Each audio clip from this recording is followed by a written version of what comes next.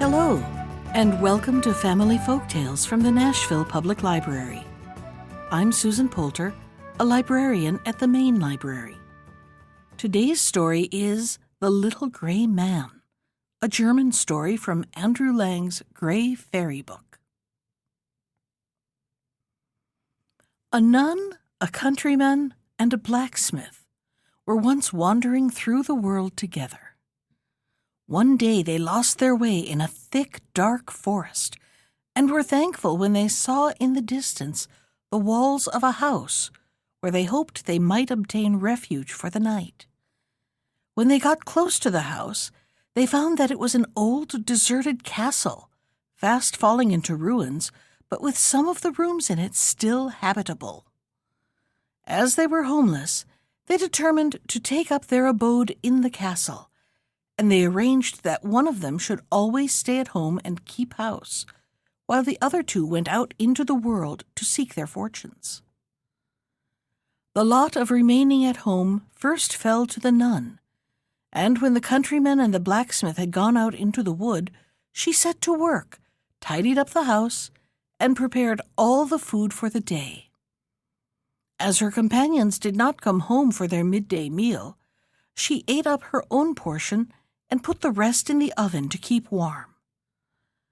Just as she was sitting down to sew, the door opened and a little gray man came in and, standing before her, said, "Oh, how cold I am!" The nun was very sorry for him and said at once, "Sit down by the fire and warm yourself."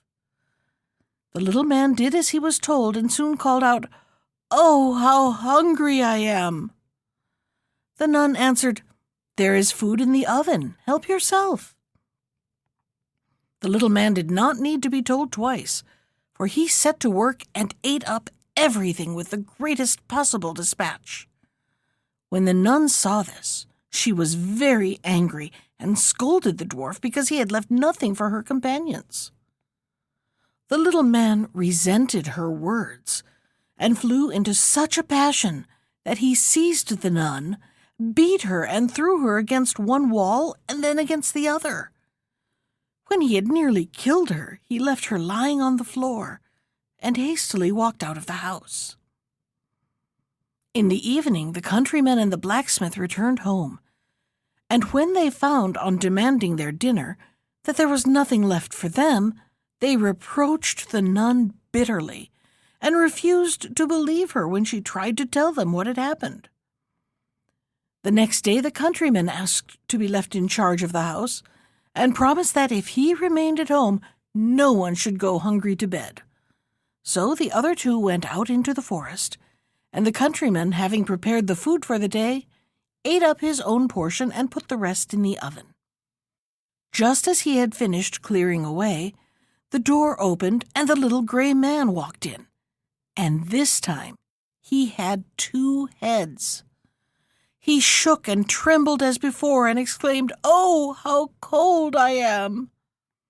The countryman, who was frightened out of his wits, begged him to draw near the fire and warm himself. Soon after, the dwarf looked greedily round and said, "Oh, how hungry I am!" "There is food in the oven, so you can eat," replied the countryman. Then the little man fell to with both his heads and soon finished the last morsel. When the countryman scolded him for this proceeding, he treated him exactly as he had done the nun, and left the poor fellow more dead than alive. Now, when the blacksmith came home with the nun in the evening and found nothing for supper, he flew into a passion and swore that he would stay at home the following day, and that no one should go supperless to bed. When day dawned, the countryman and the nun set out into the wood, and the blacksmith prepared all the food for the day as the others had done. Again the gray dwarf entered the house without knocking, and this time he had 3 heads. When he complained of cold, the blacksmith told him to sit near the fire, and when he said he was hungry, the blacksmith put some food on a plate and gave it to him. The dwarf made short work of what was provided for him, and then, Looking greedily round with his 6 eyes, he demanded more. When the blacksmith refused to give him another morsel, he flew into a terrible rage and proceeded to treat him in the same way as he had treated his companions. But the blacksmith was a match for him, for he seized a huge hammer and struck off 2 of the dwarf's heads with it.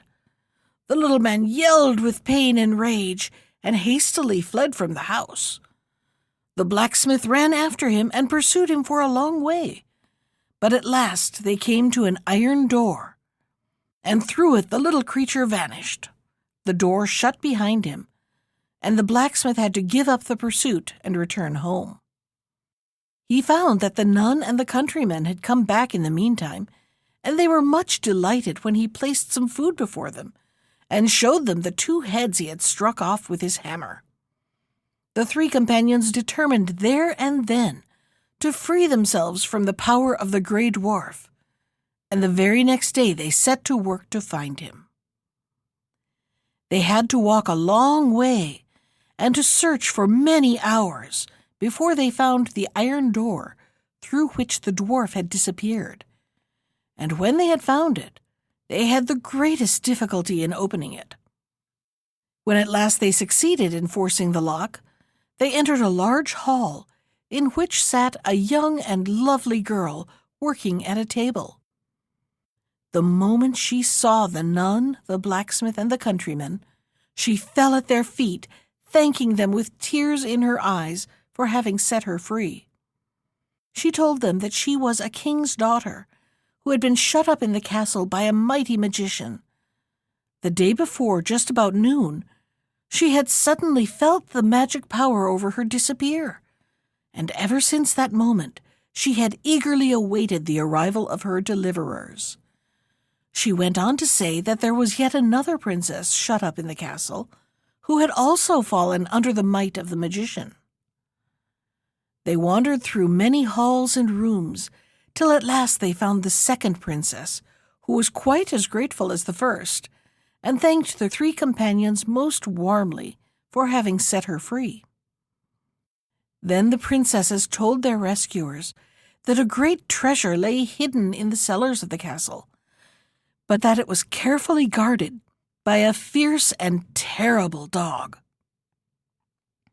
Nothing daunted, they all went down below at once, and found the fierce animal mounting guard over the treasure as the princesses had said. But one blow from the blacksmith's hammer soon made an end of the monster, and they found themselves in a vaulted chamber full of gold and silver and precious stones.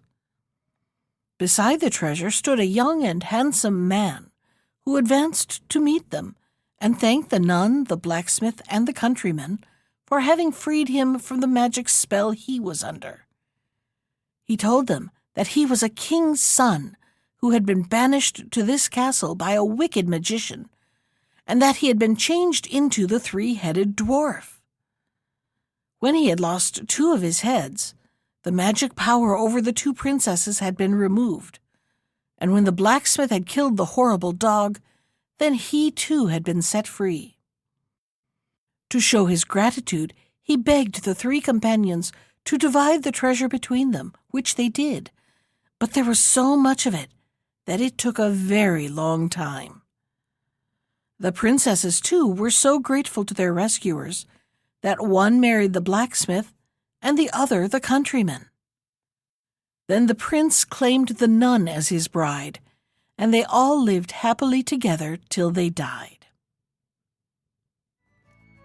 That was The Little Gray Man from Andrew Lang's Gray Fairy Book. Special thanks to Ginger Sands for our theme music. You can find more of Ginger's music at iTunes or on her website at www.gingersands.com. And if you'd like to comment on today's story, send me an email. I can be reached at susan.poulter, that's Poulter, at nashville.gov. Thanks for listening.